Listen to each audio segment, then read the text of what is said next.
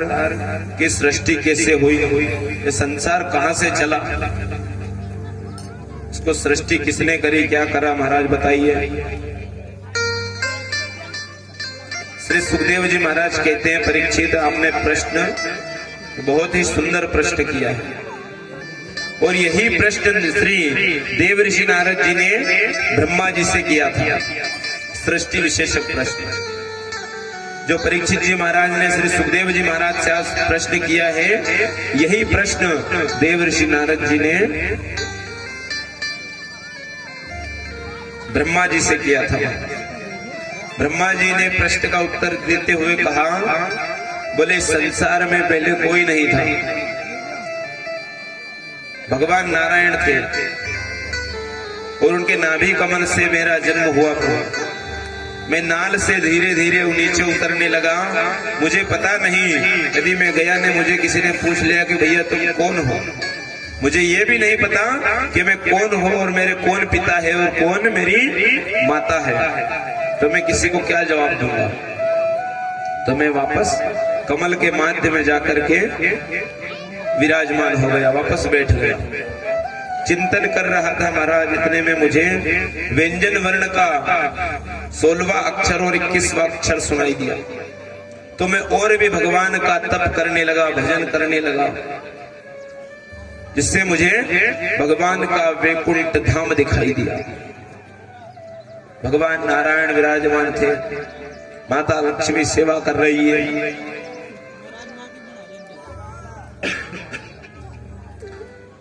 दोनों विराजमान है महाराज।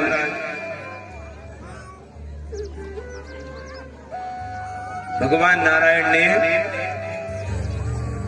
ब्रह्मा जी को चतुश्लोकी भागवत का उपदेश दिया और श्रीमद् भागवत महापुराण के 10 लक्षणों का वर्णन किया। अत्र सर्गो विसर्गश्च, अत्र सर्गो विसर्गश्च, स्थानं पोषणमुद्वह, मन्वन्तर शानुकथा, निरोधो मुक्तिराश्रयः, निरोधो मुक्तिराश्रयः।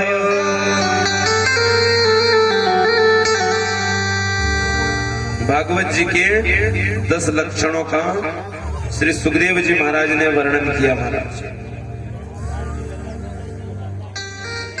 परीक्षित जी महाराज ने प्रश्न किया श्री सुखदेव जी महाराज से, कृपा करके प्रभु यह बताइए, वितुर जी का मैत्रेय जी से मिलन कब और कहां पर हुआ।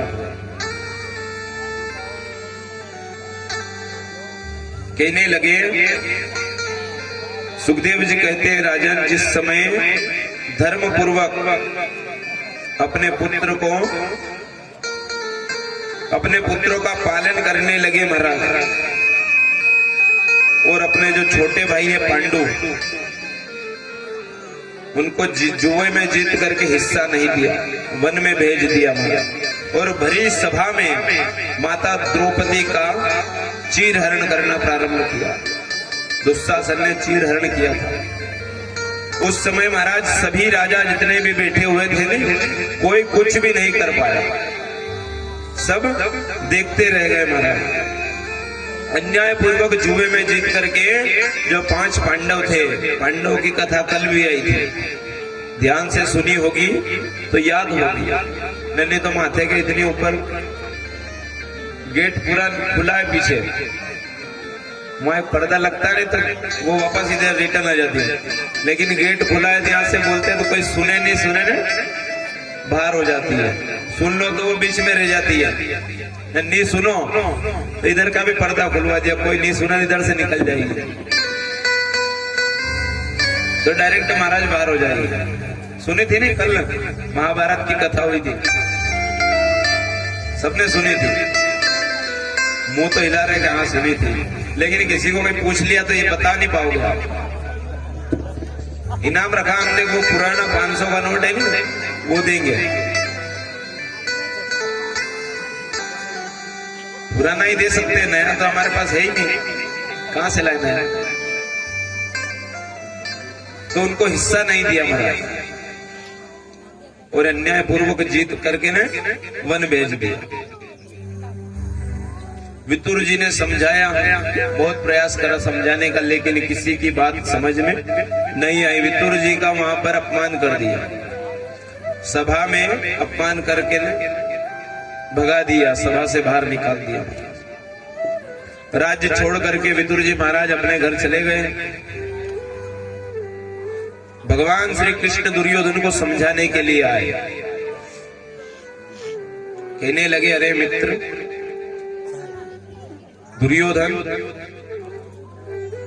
दुर्योधन समझ गया। तुरंत भगवान आए और कहा, दुर्योधन इतने में दुर्योधन समझ गया कि मैंने पांडवों को कोई हिस्सा नहीं दिया है, इसीलिए ये कृष्ण मुझे समझाने के लिए आया है। दुर्योधन को पता है कि भगवान श्री कृष्ण को माखन मिश्री अति प्रिय है। माखन मिश्री बहुत प्रिय है उनको, और 56 प्रकार का भोग तो और भी प्रिय है। तो दुर्योधन ने अपने राज्य में बोल दिया, बोले काम करो 56 प्रकार का भोग बना लो, क्योंकि कन्हैया आ रहा है, वो बात करेगा हिस्से की, तो उसको खाना पीना खिला करके ने विदा कर देंगे। अब इधर भोजन बन गया, भगवान आए ठाकुर जी समझाने के लिए, तो कहा कि ये बात तो सभी बाद में करेंगे, पहले चलो अपन तो मैंने तुम्हारे लिए माखन मिश्री मंगवाई है और 56 प्रकार का भोजन बनवाया है, तो पहले चलो भोजन करते हैं। भगवान ने मना कर दिया कि नहीं, हमें भूख नहीं है, हम भोजन नहीं कर सकते, जो बात करने आए हैं वो बात करेंगे नहीं। बोले नहीं, वो सब बातें बाद में होती रहेगी, पहले चलो भोजन करते हैं। भगवान ने कहा, भोजन ऐसे कहीं नहीं किया जाता है, भोजन 2 ही जगह किया जाता है। कौन सी जगह महाराज? या तो खिलाने वाले के हृदय में प्रेम है, ना आपको प्रेम से खिला रहा हो, वहां पे आपको भोजन कर लेना चाहिए। और दूसरा बताया गया कि आपको भूख लग रही हो और उसके मन के में भी थोड़ा प्रेम है कि नहीं, भोजन ने अपने मन में भी प्रेम है कि नहीं, इनके घर पे भोजन कर लेना चाहिए। तो यहाँ 2 जगह भोजन करना चाहिए। और यहाँ तो छल कपट से भोजन करवा रहे हैं, ये बातें छुपाने के लिए भोजन बनवाया है। मना कर दिया भगवान ने, नहीं, बोले भैया हम भोजन नहीं कर सकते, और आज हमारा निमंत्रण तो वितुर चाचा के यहाँ है। जैसे ही वितुर जी ने सुना कि भगवान ने तुरंत बोल दिया कि महाराज हमारे घर भोजन है, तुरंत वितुर जी घर गए, माँ की वो व्यवस्था देख रहे, और भगवान इधर समझाने गए थे, समझे तो नहीं, भगवान भी वहां से चल दिए। हाथ जोड़ा दुर्योधन, कहा, बोले ठीक है भैया हम चलते हैं, अब मानने के लिए कोई तैयार नहीं है तो क्या करें। जैसे भक्त भगवान के मंदिर में नंगे पैर जाते हैं कि नहीं, ऐसे ही मेरे गोविंद भगवान श्री कृष्ण नंगे पैर जा रहे हैं। कहां पे? वितुर चाचा के यहाँ। वितुर चाचा के यहाँ नंगे पैर जा रहे हैं, घर में कुछ खाने की व्यवस्था नहीं है। वितुर जी घर गए, वितुरानी को कहा, बोले खाने के लिए अपने घर में कुछ भी नहीं है, तो मैं मार्केट जाता हूँ और वहां से कुछ लेकर के आता हूँ, माखन मिश्री लेकर के आऊंगा, अति प्रिय है मेरे गोविंद को। अब वो तो मार्केट निकल गए, इधर वितुरानी ने घर में थोड़ी साफ सफाई करी और स्नान करने लग गए। बोले पता नहीं कन्हैया कब आ जाएंगे। स्नान कर रही थी वितुरानी और भगवान श्री कृष्ण गेट पर गए और गेट खटखटाया। दौड़ करके वितुरानी आई और आकर के दरवाजा खोल दिया। दरवाजा खोला तो भगवान ठाकुर जी स्वयं भगवान श्री कृष्ण खड़े हुए हैं। उनका पीतांबर पकड़ लिया मेरे गोविंद का और खींच करके घर में ले आए। बोले प्रभु भाग्य उदय हो गए जो आप हमारे घर पधारे। जन्म जन्मांतर कल्प कल्पांतर के पाप नष्ट हो जाते हैं गोविंद के यदि दर्शन हो जाते हैं तो। और वो स्वयं ठाकुर जी आज तो वितुर जी के घर पधारे महाराज, तो उनके तो भाग्य उदय हो गए। इतने प्रसन्न हो गई वितुरानी, इतनी गदगद हो गई कि उनको समझ में नहीं आ रहा है कि भगवान को कहां पे बिठाऊं। पहले तो नीचे बिठा दिया, वहां से खड़े किया, बोले भैया मैंने आपको प्रभु नीचे बिठा दिया।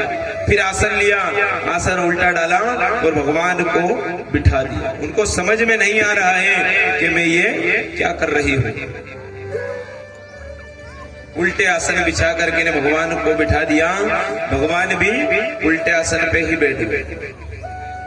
भगवान तो केवल भाव के भूखे, ना कि तुम्हारे 56 प्रकार के भोजन के। कन्हैया ने कहा, बोले काकी मुझे बड़ी जोर से भूख लग रही है, कुछ भी घर में खाने का हो वो ले आओ। बोले घर में तो कुछ भी नहीं है खाने का। नहीं, बोले कुछ भी लेकर के तो आओ, भूख बड़ी जोर से लग रही है, पेट में चूहे बहुत दौड़ रहे हैं, कुछ भी लेकर के आओ। बोले कुछ भी नहीं है तो कहां से लाओ, तुम्हारे चाचा जी गए हैं, अभी तुम्हारे लिए माखन मिश्री लेकर के आए। बोले कुछ तो रखा है घर में। बोले कन्हैया केले हैं। बोले केले ही लेके आ जाओ, भूख तो अब लग रही है ना। वितुरानी केले लेकर के आ गई, भगवान को केला दे दिया, वापस हाथ से छीन लिया। बोले नहीं, मैं झोल करके ना आपको खिलाऊंगी। वितुरानी केले के छिलके तो भगवान को खिला रही है और केला फेंक दिया। 2-4 केले भगवान को फेंक दिया और केले के जो छिलके थे 2-4 केले के, वो मेरे गोविंद को खिला दिया। और गोविंद भी बड़े आनंद के साथ में, प्रेम के साथ में, भाव के साथ में केले के छिलके ही खा रहे हैं। इतने में वितुर जी आ गया। वितुर जी बड़ी जोर से चिल्लाने लगे, अरे बोले ये क्या कर रही हो, केले तो फेंक रही है और गोविंद को केले के छिलके खिला रही हो, ये कौन सी रीति रिवाज है। और कन्हैया तुम भी नहीं बोल रहे हो, ये तो पागल है, तुम तो समझदार हो ना। केले के छिलके हाथ से छीने और छीन करके फेंक दिए। माखन मिश्री खिलाई गोविंद को। गोविंद ने माखन मिश्री का भोग लगाया और फिर कहा महाराज, तो बोले चाचा जी एक बात कहूं। बोले हाँ कहो, क्या कहना चाहते हो। बोले जो स्वाद काकी जी के केले के छिलके में आया वो आपके माखन मिश्री में स्वाद नहीं आया, क्योंकि भगवान न माखन मिश्री के भूखे हैं न आपके 56 प्रकार के। भगवान तो केवल भाव के भूखे हैं, क्योंकि काकी जी ने बड़े भाव के साथ में उनको केले के छिलके खिलाए, तो मेरे गोविंद ने आनंद के साथ में केले के छिलके खाए। केले के छिलके खाने के बाद भगवान ठाकुर जी अपने धाम को चले गए। अपने धाम चले गए। अब वितुर जी ने मित्र जी से सृष्टि विशेषक प्रश्न किया। महाराज प्रश्न किया और इधर ब्रह्मा जी ने मन से सनक, सनंदन, सनातन और सनत कुमार इन चारों को प्रकट किया। किससे? मन से प्रकट किया था महाराज। ऋषि कुमार चारों ये भाई है, ये ब्रह्मा जी के पुत्र हैं, सनक, सनंदन, सनातन और सनत कुमार। मन से प्रकट किया, इनको कहा सृष्टि करने का, तो इन्होंने मना कर दिया महाराज। अब ब्रह्मा जी को क्रोध आ गया,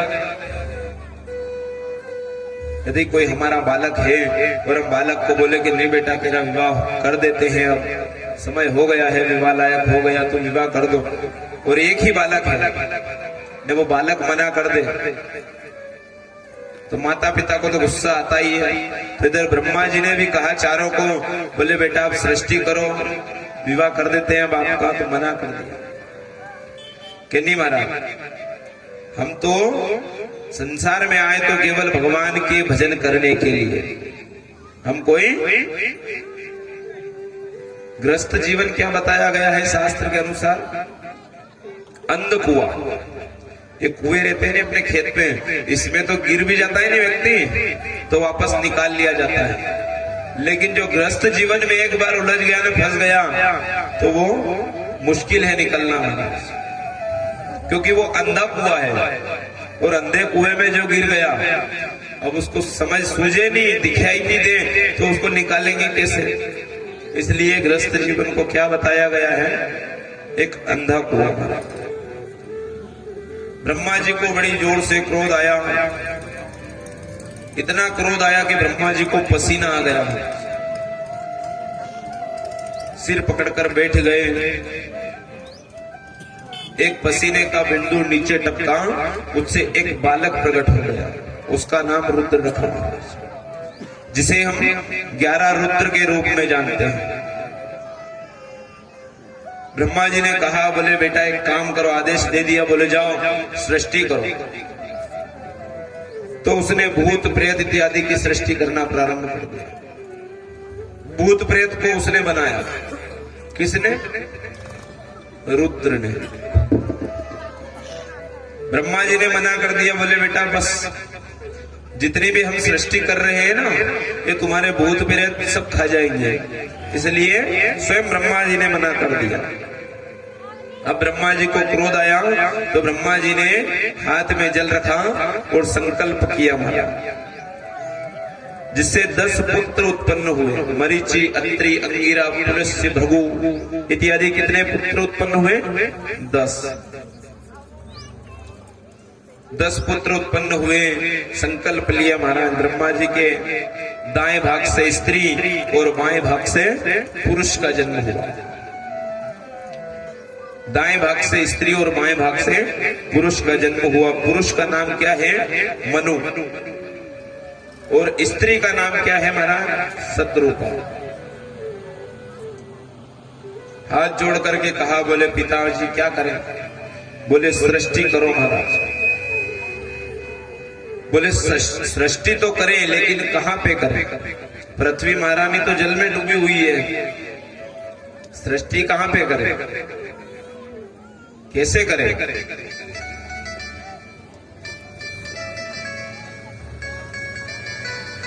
जल में डूबी हुई है, यदि जल में से पृथ्वी निकाल दे कोई, तो और भी हम सृष्टि करें।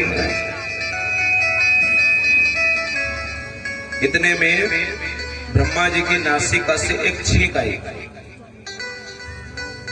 उससे भगवान का अवतार हुआ, वराह भगवान का अवतार हुआ। बोलिए वराह भगवान की जय।